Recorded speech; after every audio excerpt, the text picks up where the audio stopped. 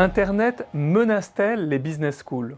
Le tsunami numérique est en tout cas au centre de toutes les préoccupations. On en parle avec notre invité, Andreas Kaplan. Bonjour. Bonjour. Vous êtes professeur et recteur de l'ESCP Europe Berlin. Alors, quel est votre point de vue sur cette situation ? Souvent, on entend qu'Internet va permettre d'économiser beaucoup d'argent sur les cours, sur l'immobilier. Personnellement, j'ai un peu mes doutes là-dessus. Car déjà, un bon cours en ligne, ça coûte beaucoup d'argent en production.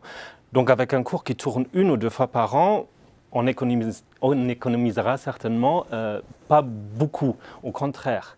Et un étudiant, un parent aura certainement du mal à payer les tarifs actuels pour un cours sans interaction. Donc de toute façon et heureusement, on aura besoin d'un professeur qui accompagnera les étudiants pendant leur apprentissage. Donc du coup, on peut presque dire que les coûts d'un cours en ligne se rajoutent presque au coût d'un cours traditionnel en présentiel. Concernant les bâtiments, c'est vrai qu'on aura besoin de moins de cours, moins de salles de cours. Pourtant, on aura besoin de plus de salles de travail où les étudiants peuvent travailler seuls ou en groupe et des espaces où ils peuvent échanger entre eux et avec des professeurs. Et ça, dans une atmosphère extrêmement agréable parce que les écoles, ils auront intérêt à ce que les étudiants viennent physiquement à l'école parce que c'est ainsi qu'ils vont créer ce lien, cet attachement fort à l'école, à l'institution, dont les écoles auront de plus en plus besoin parce que ce seront des futurs anciens, futurs donateurs potentiels. Alors, Andreas Kaplan, si le numérique ne permet pas de baisser les coûts, à quoi est-ce qu'il sert en fait ? Le numérique permet surtout l'innovation pédagogique et une meilleure adaptation à une population étudiante de plus en plus diverse en proposant un même cours à plusieurs vitesses et à plusieurs niveaux. Car on veut bien évidemment garder la diversité dans la salle de cours, ce qui est une grande richesse. Pourtant, il faut quand même prendre en considération qu'il y a des niveaux différents sur certaines matières. Et le numérique permettra ça, et là je ne parle même pas encore des possibilités de l'intelligence artificielle du futur. Aussi, le numérique permettra une plus grande offre de cours électifs et de spécialisation, car pour une école de commerce, ça sera toujours difficile de proposer certains types de cours, tels que par exemple un cours en psychologie avancée, parce que ce n'est pas notre cœur du métier. Pourtant, les étudiants qui le souhaitent pourront le suivre un tel cours d'une autre institution, et l'école pourra valider un tel cours en tant qu'électif, aussi longtemps que ça reste dans un certain cadre. Alors, dans ce contexte où il y a un mélange effectivement du numérique, du présentiel, qu'est-ce que les écoles physiques qui ont des coûts importants aussi du physique peuvent encore avoir comme avantage comparatif ?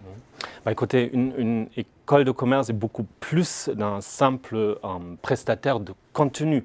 Les étudiants, ils créent des réseaux, ils bénéficient d'un service carrière, ils sont accompagnés par des professeurs venant d'horizons différents. Ils sont souvent mélangés dans des groupes interculturels et ils s'enrichissent les uns les autres.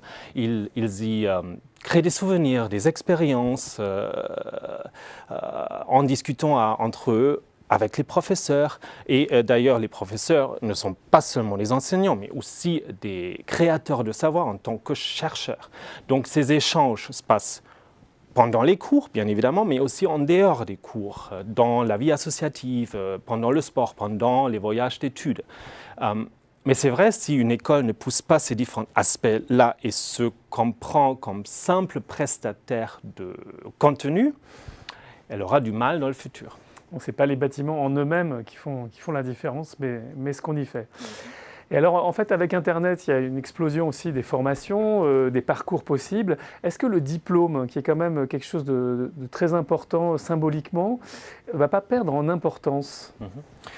Pour la formation continue, c'était ou c'est déjà le cas parce que les employés, normalement, ils n'ont plus besoin d'un diplôme supplémentaire. Et les entreprises sont vraiment très demandeuses de formations en ligne qui prennent moins de temps à leurs employés, qui peuvent être suivis à n'importe quel moment de la journée, aussi en dehors du temps de travail. Et si on parle du diplôme proprement dit, À quoi ça sert un diplôme? C'est pour aider aux entreprises de leur garantir des compétences de leurs futurs salariés.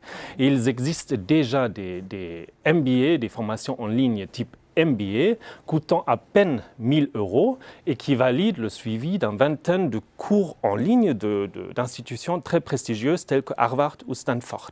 Maintenant, ces prestataires ces types de MBA non classés, non accrédités, non visés, sont bien évidemment d'un prestataire peu reconnu, peu connu. Mais ça ne veut rien dire sur la qualité des participants de ce type de formation, car ils sont très motivés et ils montrent une forte autodiscipline en suivant ces cours. Et normalement, ce sont des qualités très recherchées par le monde du travail. Donc si demain, les entreprises commenceront à apprécier ce type de formation, ça sera quand même une concurrence importante pour les écoles où un MBA coûte 30, 50, voire 100 000 €. Heureusement, on n'en est pas encore là, mais c'est vrai, il y a 13 000 business schools au monde et elles doivent se réinventer pour faire la différence. Elles doivent se réinventer pour faire la différence. Merci Andreas Kaplan pour cet éclairage. Merci à vous.